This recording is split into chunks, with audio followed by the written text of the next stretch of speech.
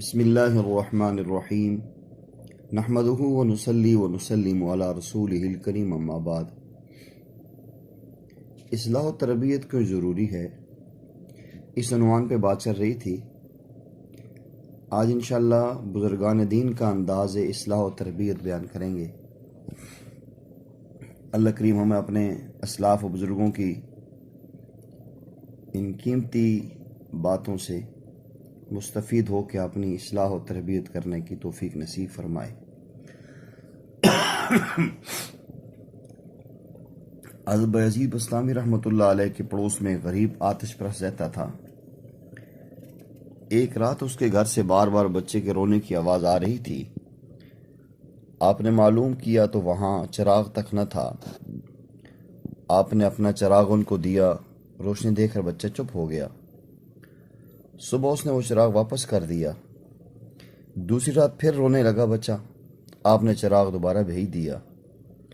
اسی طرح تیسری رات بھی ایسے ہی کیا۔ آپ کے حسن سلوک سے متاثر ہو کر آتش پرست اپنی بیوی کو لے کر آپ کی خدمت میں حاضر ہوا اور اسلام قبول کر لیا۔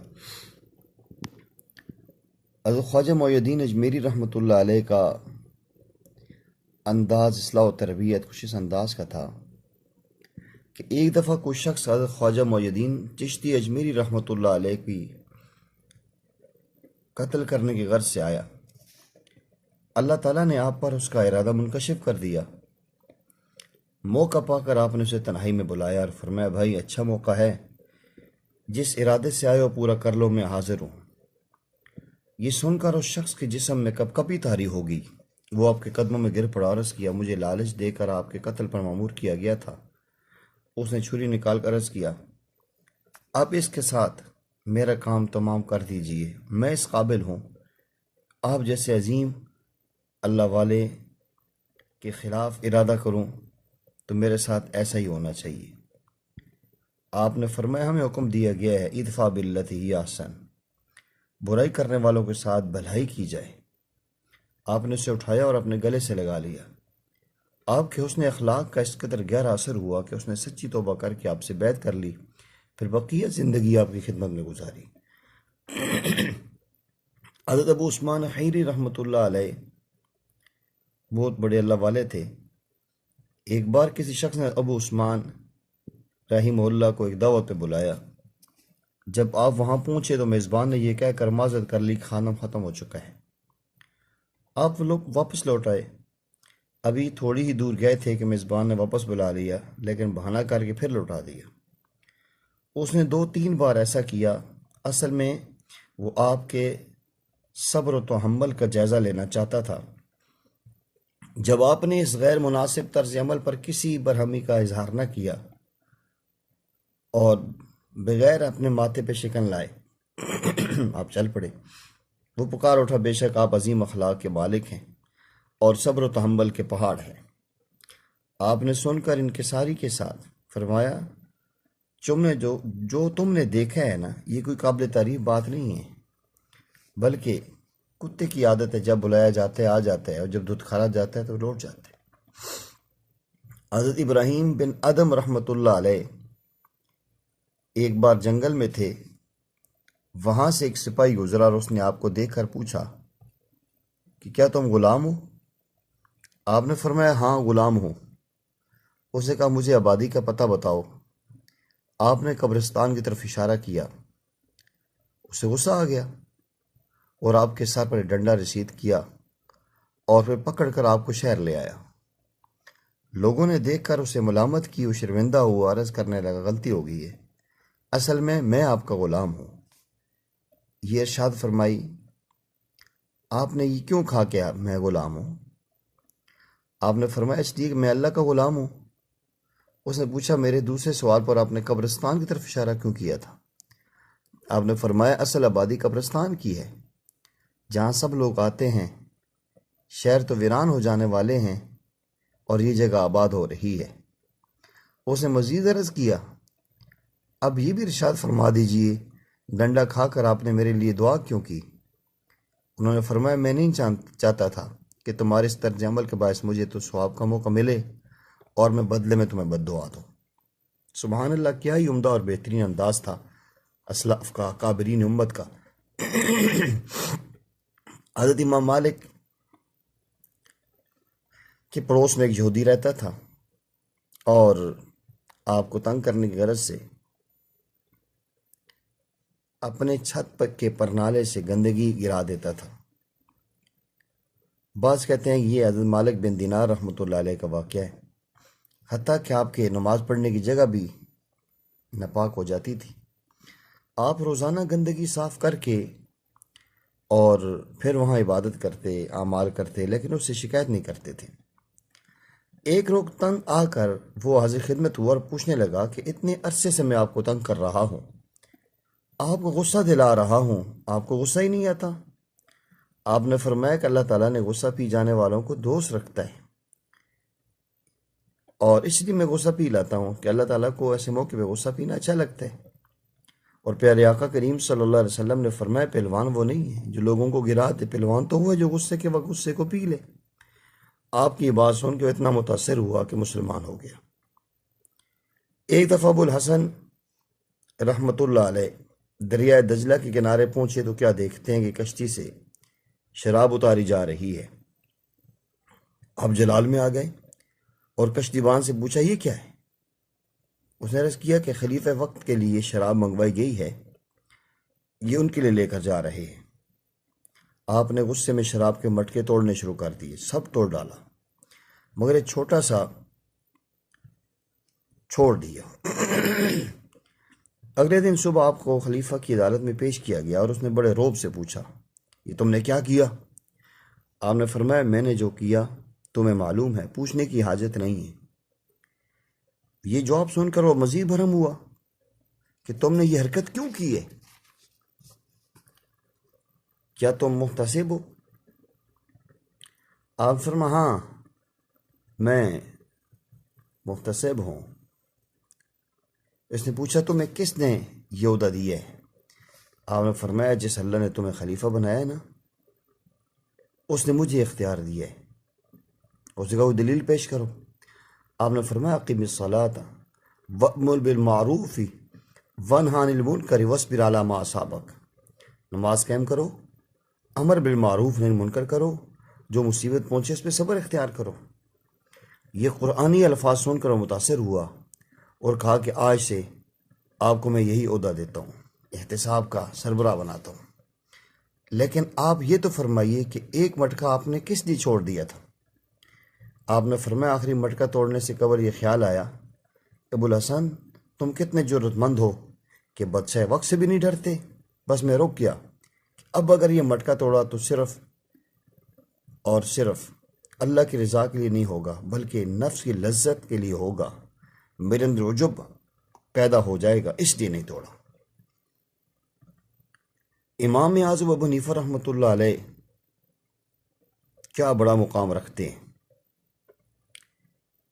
امام ابو حنیفہ رحمۃ اللہ علیہ کے دور میں ایک دہریہ لوگوں کے ایمان کو متزلزل کر رہا تھا، شہر میں اس کا کافی چرچا ہوا، بالآخر اس کے ساتھ مباحثے کے وقت اور مقام کا تعین ہو گیا۔ اس کا موقف یہ تھا کہ کائنات کا نظام خود بخود چل رہا ہے، اسے کسی خدا کی ضرورت نہیں ہے۔ وقت مقرر پر لوگوں کے ہجوم جمع ہوا، امام صاحب جان بوجھ کر ذرا دیر سے آئے۔ اس سے قبل دہریہ اور اس کے حواریوں نے آپ کی تاخیر کو خوب اچھالا کہ دیکھ لو تمہارا امام ڈر گیا ہے، اب سامنے آنے سے کترا رہا ہے، جو منہ میں آیا کہتے چلے گئے۔ اتنے میں امام صاحب تشریف لے آئے۔ انہوں نے دہریہ کو مخاطب کر کے کہا کہ سب سے پہلے میں اس بات کی وضاحت کر دوں کہ آنے میں دیر کیوں ہوئی۔ جیسا کہ سب کو معلوم ہے کہ میں دریا کی دوسری جانب رہتا ہوں، جب کنارے پر پہنچا تو اس وقت اس طرف آنے کے لیے یہاں پہنچنے کے لیے کچھ کشتی دستیاب نہ تھی۔ میں کشتی کا انتظار کرنے لگا، اچانک کیا دیکھتا ہوں، دریا کے کنارے ایک درخت نیچے گر پڑتا ہے، خود بخود کٹنے لگتا ہے، چرنے لگتا ہے۔ میری آنکھوں کے سامنے لکڑی کے تختے بنے، آپس میں جڑے، کشتی تیار ہو گئی، میں اس پہ بیٹھ کے یہاں پہنچ گیا۔ دہریہ یہ قصہ سن کر اندر ہی اندر سے خوش ہو رہا تھا کہ جو ہی آپ نے بات مکمل کی وہ کھڑا ہو گیا اور مجمع کو مخاطب کر کے کہنے لگا، سن لیا آپ نے یہ کیسی بہکی بہکی باتیں کر رہا ہے، یہ بھلا مجھے بتاؤ اس بندے سے بے موسام کریں گے؟ یہ کیسے ممکن ہے؟ ایک درخت گر کر تختوں میں تبدیل ہو گیا، پھر تخت خود بخود کشتی بن گئے اور کشتی خود بخود چل کے یہاں پہنچائی۔ یہ کیسے ممکن ہے؟ یہ ناممکن ہے، یہ نہیں بات مانی جا سکتی، اس کو ہمارا ذہن ایکسیپٹ ہی نہیں کرتا۔ اب امام اعظم ابو حنیفہ رحمۃ اللہ علیہ کھڑے ہوئے، آپ نے فرمایا ایک درخت خود بخود کشتی نہیں بن سکتا تو کیا پوری کائنات خود بخود بن سکتی ہے؟ پوری کائنات خود بخود چل سکتی ہے؟ ادھر یہ امام ابو حنیفہ رحمۃ اللہ علیہ کے انداز دعوت سے دم بخود رہ گیا۔ حضرت شاہ ولی اللہ محدث دہلوی رحمۃ اللہ علیہ بہت بڑے اللہ کے ولی گزرے ہیں، اور ہندوستان اور پاکستان اور یہ ہمارا ایشیا میں جو کچھ بھی دین پھیلا ہے ان کے ذریعے، اللہ نے ان کی اولادوں اور نسلوں کے ذریعے یہ دین پھیلایا ہے۔ آپ حضرت شاہ ولی اللہ محدث دہلوی کا ایک دہریے سے قیامت کے بارے میں مکالمہ ہوا۔ آپ نے اس سے کہا کہ دلائل سے بات بنتی نظر نہیں آتی، اور اس مسئلے پر سادہ انداز سے غور کریں تاکہ یہ بات ہمارے سامنے واضح ہو جائے اور سمجھ جائے۔ بالفرض قیامت قائم نہ ہوئی تو ہم دونوں کا کیا انجام ہوگا؟ اس جگہ دونوں بچ جائیں گے۔ آپ نے فرمایا قیامت آ گئی تو کون نجات پائے گا؟ اس نے کہا صورت میں تو آپ کامیاب ہو جائیں گے، میں رہ جاؤں گا۔ آپ نے فرمایا کوئی عقل مند شخص خطرہ مول نہیں لے سکتا، وہ موقف کیوں اختیار نہیں کرتے جس کے باعث دونوں صورتوں میں کامیابی حاصل ہو جائے؟ یہ بات اس کی سمجھ میں آ گئی اور اللہ تعالیٰ نے اس کو ہدایت دے دی۔ سبحان اللہ، کتنا عمدہ اور بہترین انداز تربیت و اصلاح ہے۔ حضرت شاہ ولی اللہ محدث دہلوی رحمۃ اللہ علیہ کے بیٹے حضرت شاہ عبدالعزیز محدث دہلوی رحمۃ اللہ علیہ بیٹھے ہوئے، ایک عمر رسیدہ عورت برقع پہنے ہوئی آئی، اور آپ جانتے ہیں کہ جب عمر زیادہ ہوتی ہے تو بدن میں قابو نہیں رہتا۔ جب بیچاری بڑی بھی بیٹھنے لگی تو اس کا وضو ٹوٹ گیا، جس کی آواز بھی آئی، اب وہ بیچاری شرمندہ بھی ہوئی کہ ہو ہائے، حضرت شیخ کی خدمت میں حاضر ہوئی اور میرے ساتھ یہ کیا ہو گیا۔ حضرت شاہ عبدالعزیز محدث دہلوی رحمۃ اللہ علیہ ان کی شرمندگی کو سمجھ گئے اور فرمایا کیسی آئیں بڑی بھی؟ انہوں نے کہا حضور میں تویز لینے آئی ہوں۔ حضرت شاہ صاحب رحمۃ اللہ علیہ نے فرمایا کہ ذرا زور سے کہو۔ انہوں نے پھر زور سے کہا۔ شاہ صاحب آ کے کو سرک کر آئے، فرمایا اور زور سے کہو۔ کان اس کی طرف لگا دیا، انہوں نے اور زور سے کہا۔ دراصل شاہ صاحب ان کو یہ بتانا چاہتے تھے کہ جس آواز کی وجہ سے تم شرمندہ ہوئی ہو وہ آواز میں نے نہیں سنی۔ یہ اللہ والوں کا انداز۔ کسی نے سچ کہا ہے کہ اصل تہذیب احترام آدم است۔ اصل یہ تہذیب جو ہے وہ انسانیت کا ادب انسان کے اندر ہے۔ آج کسی سے مسٹیک ہو جائے، غلطی ہو جائے، ذرا سا معاملہ ہو جائے، ہم اس کا مذاق اڑاتے ہیں اور ہم اس کو اتنا شرمندہ کر دیتے ہیں کہ وہ بات کرنے کے قابل انسان نہیں رہتا۔ اندازہ لگائیے کس انداز میں ہمارے کابرین اسلاف نے امت کی اصلاح کی اور تربیت کی۔ ایک عالم دین کا عجیب واقعہ ہے کہ ان کی سچی گواہی ایسی عمدہ اور بہترین گواہی تھی کہ کفار سارے مسلمان ہو گئے۔ ضلع مظفر نگر کے قصبہ کاندھلہ میں ایک جگہ پر ہندو مسلمانوں کا تنازع ہوا، یہ ہندوؤں کی جگہ ہے یا مسلمانوں کی ہے۔ انگریز مجسٹریٹ نے فریقین کے بیانات سننے کے بعد مسلمانوں سے علیحدگی میں پوچھا کیا ہندوؤں میں کوئی ایسا شخص ہے جس کی صداقت پر آپ اعتماد کر سکتے ہیں، جس کی شہادت پر ہم فیصلہ دیں اور اس پر فیصلہ کیا جائے؟ انہوں نے کہا یہ ہمارے علم میں کوئی ایسا شخص نہیں ہندوؤں میں جس پر ہم اعتماد کریں اور ہندو بھی اس کی بات کو تسلیم کریں۔ انہوں نے فرمایا اچھا چلو کوئی بات نہیں۔